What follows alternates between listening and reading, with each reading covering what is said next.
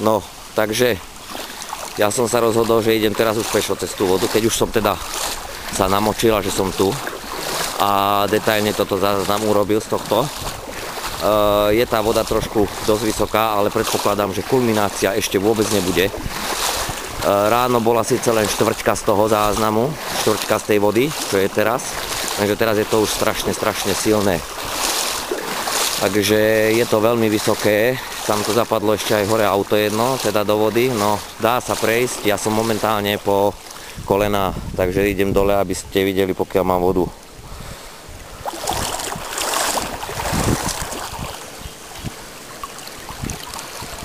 Takže asi zhruba tak po kolená som.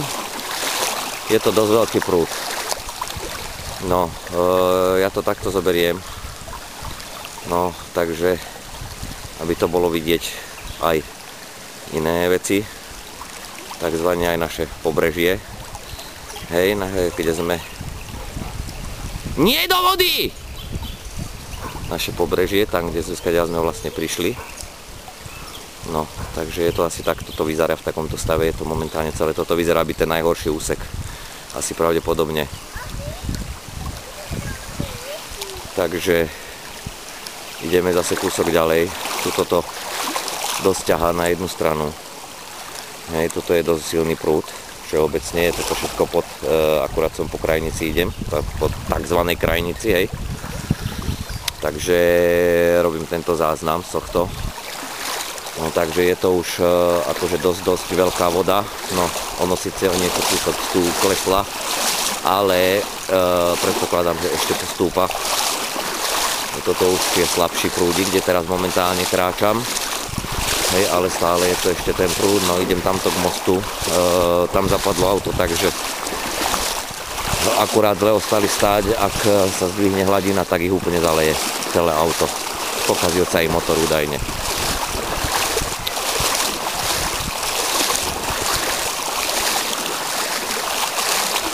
Toto všetko okolo, kde sú tie stromy, to všetko by mala byť lúka.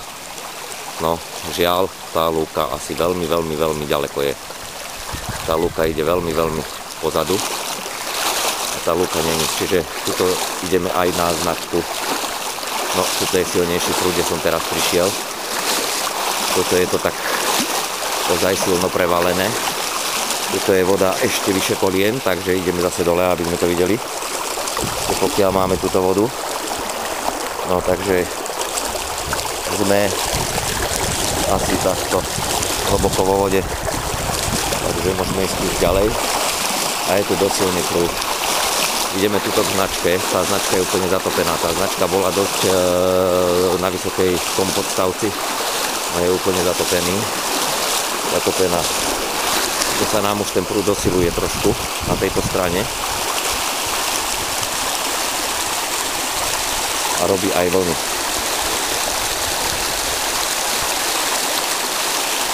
Takže takto to vyzerá tá tzv. Naša potopa v oblasti Lučenca.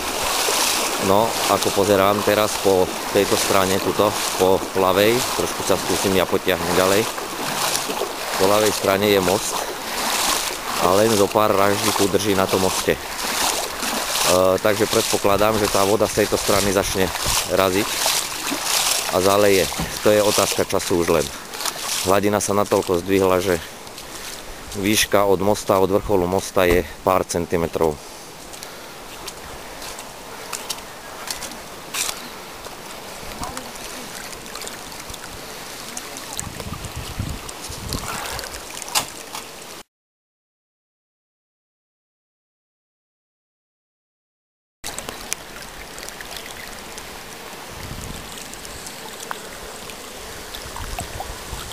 Takže toto je druhý čas záznamu, lebo on to nechťa vypol. Takže tuto nám to všetko ide von po tejto strane. No, takže bude to ešte zaujímavé. No dúfajme, že už ten dážď nebude. Že nám to už pôjde, no. Prejdeme teraz na druhú stranu cesty a pozrieme sa na túto stranu. Nám to tuto vyzerá. Tak samozrejme, že tu je to niečo lepšie. No ale aj tak to všetko tam zaliaté a zaplavené. No, tuto ďalej je tiež.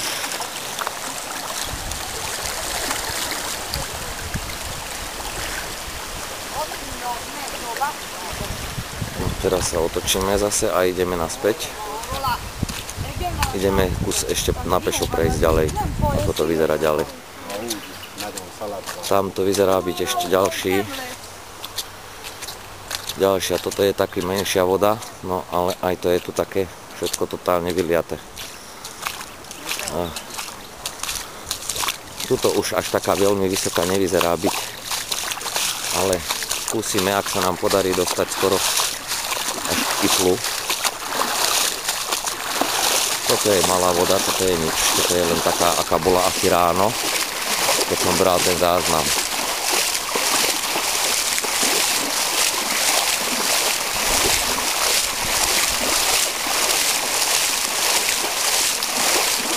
Máme zase všetko vyliate, zaliate, preliate. To sú také hrozné není. Predpokladám, že aj hore pri moste ešte bude. Toto je už malá voda, to už je len mi window, no aj sandálky. Takže to už není také hrozné. Takže teraz stopnem tento záznam a spustím ho ďalej, keď budem. Chcem ísť až úplne, kde je vlastne skutočné koryto toho Ipla.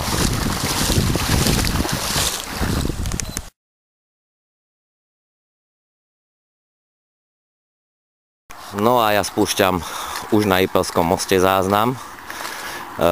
Takže tuto po ľavej strane práve prejdem na mostík hore.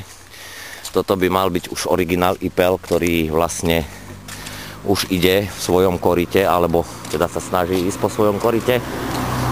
Takže toto od týchto stromov, na ktoré teraz momentálne mám postavenú kameru, takže po pravej strane vzadu ten strom, to je už Ipel, to je vlastne, tam je koryto Ipla, alebo teda aspoň sa tvári byť korytom Ipla. Ostatné všetko po ľavej strane je už zaplavené. Takže teraz kúsok prejdeme ďalej.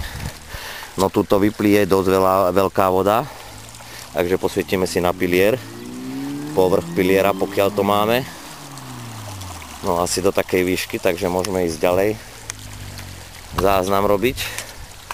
Prejdeme kúsok na túto stranu.